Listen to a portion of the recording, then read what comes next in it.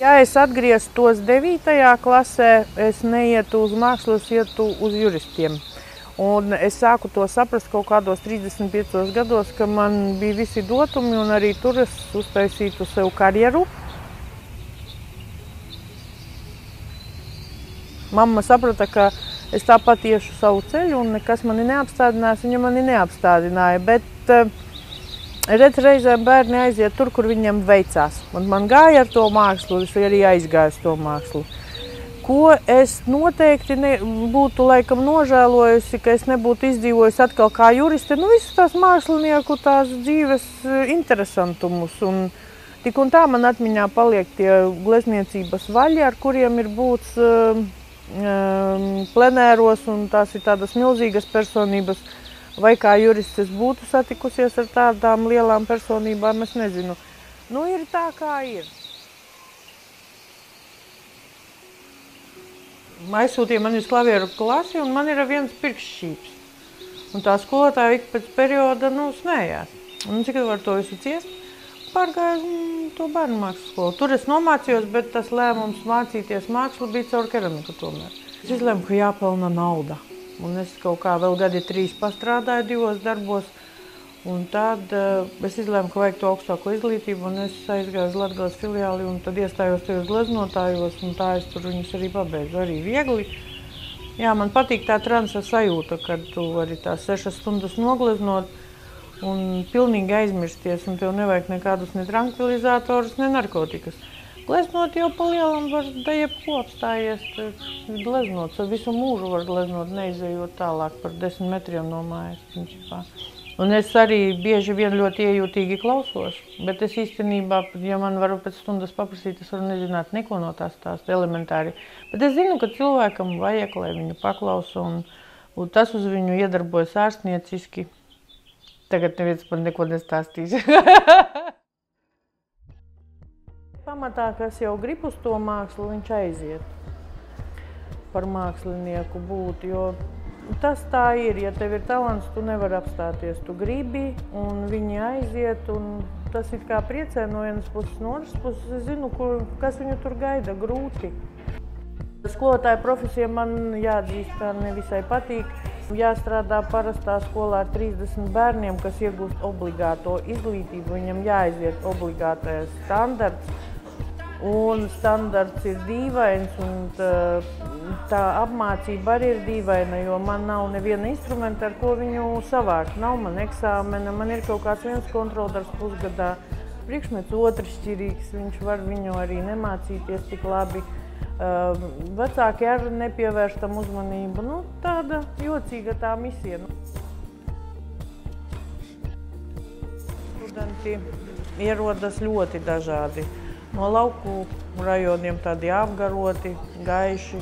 No pilsētas viņi ir savādāki, pavisam paralēli mācās nagus uzlikt un tā. Un tas laucinieks, viņš atkal atnācis iepazīt mākslu. Un tādi dažādi cilvēki tev jāmāca un jāiemāca viņam būt par to mākslinieku, kas aktīvi piedalās, jāiedrošina, ka jābūt konkursos. Es ceru, ka tie, kas ir mācījušies pie manis, būs daudz lielāki un vairāk sasnieguši nekā es pati. Jo man jau vajag tikai to parādīt, to atvērt to mākslas pasauli, ka nekā tur vienkārša nav, ka vinnēt var arī aktīvākais, nevienmēr talantīgākais, un otrs ir, lai viņš ieiet tajā un peld. Tur jau kāda viņam tur tā straume, tur jau viņam pašam vajadzēs atrisināt to lietu.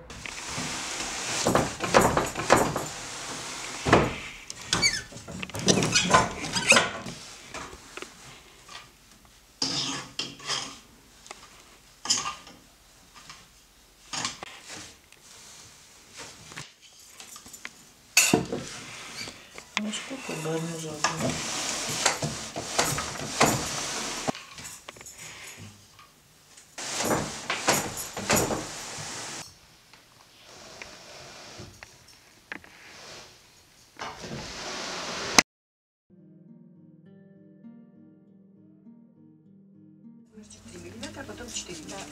Ir tas anekdotiskais tips, kad es satieku klientu un sveicinos ar viņu, viņa draugs saka, kas viņa ir. Nu, kā es ar viņu nesveicināšos? Viņa taču bija manā guļamistabā. Es īstenībā aizkarus tikai, un tad noskatās, un tad ir vienkārši, kad tie aizkari kārti. Es pēc sievietes rokas somiņas varu pateikt, kāds viņai ir interjers mājās. Bijuši tādas situācijas, kad es uzkaru, atkāpjos, aiz manis stāv klients, un es pie sevis domāju, ārprāts, ko es esmu uzkārus, kāds ārprāts. Klients saka, redz, kur tik skaisti. Un tad es pagriežu galvu, jā, skaisti. Un ir bijis otrādākais, jā, es par sevi lepna. Nu, ir uztaisīts foršs loks. Klients saka, par bālu. Nav īsti. Un tad es paprasu nofotografēt to ideālo, un tad es uztaisu, kā klients līdz galam grib. Mēs esam priecīgi jūs sagaidīt Mākslas māla centrā. Un mēs ceram, ka jūsu ģimenes dzīve būs tikpat kreatīva un tikpat interesanta kā mūsu mākslinieku dzīve. Tad viņi veidos savus atspiedumus roku, un tad, kad ir atspieduši atspiedumus, lai viņi paraksta, uztaisa savu devīzi ģimenes, vai arī uzraksta kāda tā ģimene, kā viņus sauc, noteikti datumu. Jo tagad liekas, ka tas datums baigi leģendārs, tad pēc tam jau gan jau aizvirsīs, un tad nevar saprast, kurā dienā precējies, kurā nē. Un tēlēni jāparunā par to, ka viņiem tā sirds ir, vairs nav viena sirds katram, bet ir viena kopējā sirds.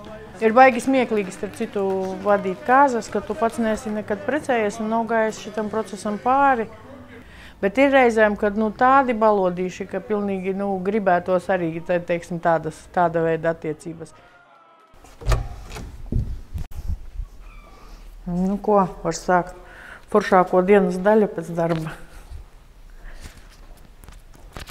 Es nāku šeit, tas relaks pēc tā darba, trakās dienas skolā un tās universitātes, ka tev visi katru pustoni prasa, vai šite ielikt vai nē, tad te atbrauc, tad iedzer kafiju, pasēdi, parunā par ne par ko, un tad var ņemties ar mālu. Un tiešām ir relaks, un tad beidzot šeit, kad atnāc, tu saproti, ka tā ir tā lieta, ar ko tu, tā beidzot ir dzīve.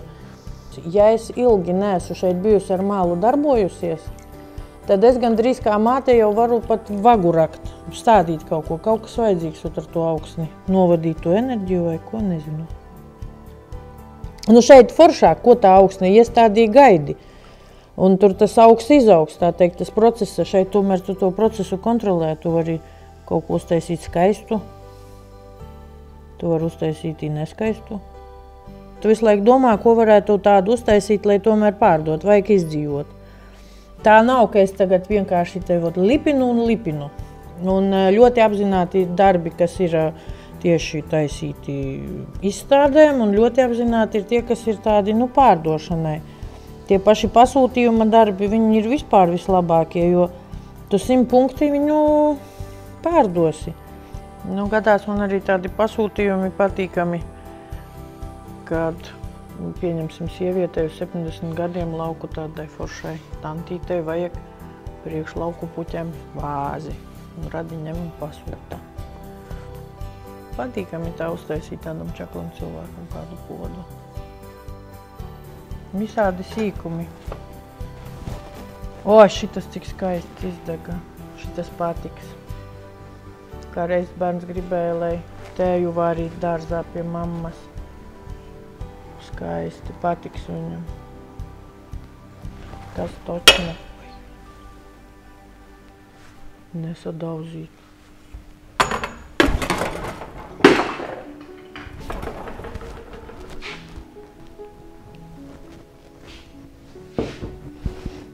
Labdien! Jūs traucē Una. Jūs man pasūtījāt savai tantei podu. Jā.